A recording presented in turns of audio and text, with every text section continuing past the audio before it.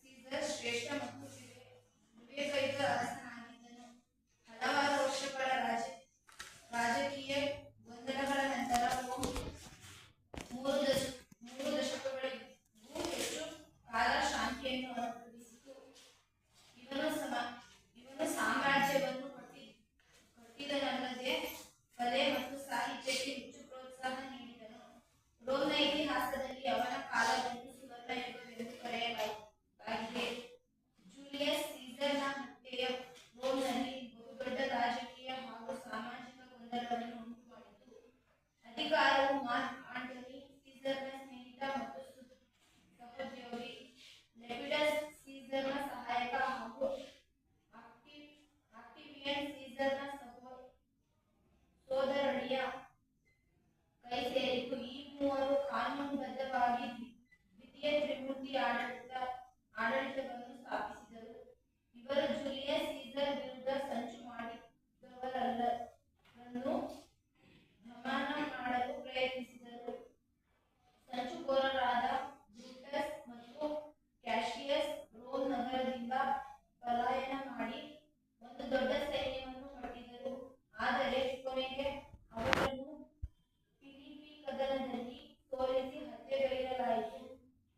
ಸಂಚುಕೋರರಾಗಿ ಬೆಂಬಲ ನೀಡಿದ್ದರಿಂದ ಅನೇಕ ಸೆನೆಟರ್ಗಳನ್ನು ಮರಣದಂಡನೆಯನ್ನು ವಿಧಿಸಲಾಯಿತು.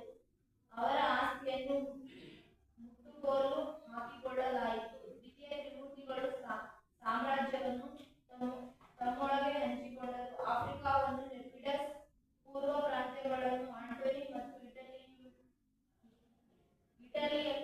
ಇಟಲಿಯೊಂದಿಗೆ ಗಾಲ್, ಫ್ರಾನ್ಸ್ ಮತ್ತು ಬೆಲ್ಜಿಯಂ ಪ್ರದೇಶವನ್ನು ಆಕ್ಟೇವಿಯನ್ ಹಿಡಿತಕ್ಕೆ ತೆಗೆದುಕೊಂಡರು. ಅದಕ್ಕೆ ಆಕ್ಟೇವಿಯನ್ ಮತ್ತು ಆಂಟೋನಿಯ ನಡುವಿನ ಸಂಬಂಧ ಕ್ಷೀಣಿಸಿತು. ಲೆಪಿಡಸ್ನನ್ನು ಅಧಿಕಾರದಿಂದ ಒತ್ತಾಯಪೂರ್ವಕವಾಗಿ ನಿವೃತ್ತಿಗೊಳಿಸಲಾಯಿತು. ಸಿಸಿಯಲ್ಲಿ ಆಕ್ಟೇವಿಯನ್ಗೆ ಮೋಸ ಮಾಡಿದ್ದರಿಂದ ಆಂಟೋನಿ ಈಜಿಪ್ಟಿನ ರಾಣಿ ಕ್ಲಿಯೋಪಾತ್ರಳೊಂದಿಗೆ ವಾಸಿಸುತ್ತಿದ್ದ. ಕ್ಲಿಯೋಪಾತ್ರ ಅನ್ಯ ದೇಶದ ರಾಣಿಯಾದ್ದರಿಂದ ಅವಳಿಗಿನ ಸಂಬಂಧವು ದೇಶದ್ರೋಹ ಕೃತ್ಯವೆಂದು ಪರಿಗಣಿಸಲಾಯಿತು. ಆಕ್ಟೇವಿಯನ್ ಮತ್ತು ಆಂಟೋನಿ ನಡುವೆ ಯುದ್ಧವು ಆರಂಭವಾಯಿತು. ಆಕ್ಟೇವಿಯನ್ ಕದನದಲ್ಲಿ ಆಂಟೋನಿಯು ಸೋತನು.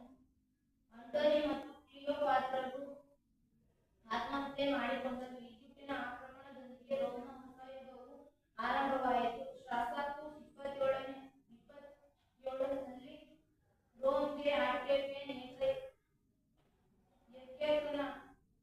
ಏಕೈಕ ನಾಯಕನಾದನು. ಇದು ರೋಮ್ನ ಯುಗದ ಆರಂಭ. ಇವನ ಕಾಲದಲ್ಲಿ ನಿಷ್ಕ್ರಿಯ ಸ್ಥಿತಿಯನ್ನು ತಲುಪಿತು. ಇದು 2 ಶತಮಾನಗಳಿಗೂ ಹೆಚ್ಚು ಕಾಲ ಮುಂದುವರೆಯಿತು. ಆಗಸ್ಟ್ ಪವಿತ್ರ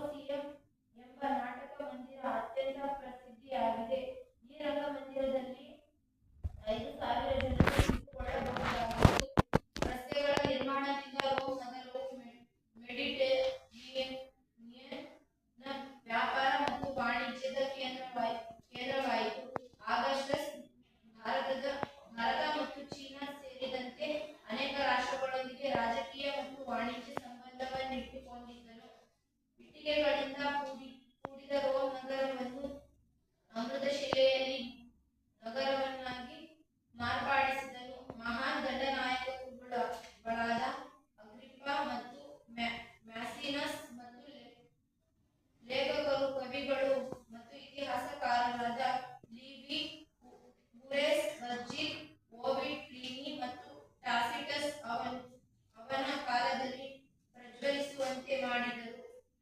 ಯೇಸುಕ್ರಿಸ್ತನು ಅವನ ಆಡಳಿತ ಕಾಲದಲ್ಲಿಯೇ ಜನಿಸಿದನು ಎಂಬುದನ್ನು ಗಮನಾರ್ಹವಾಗಿದೆ.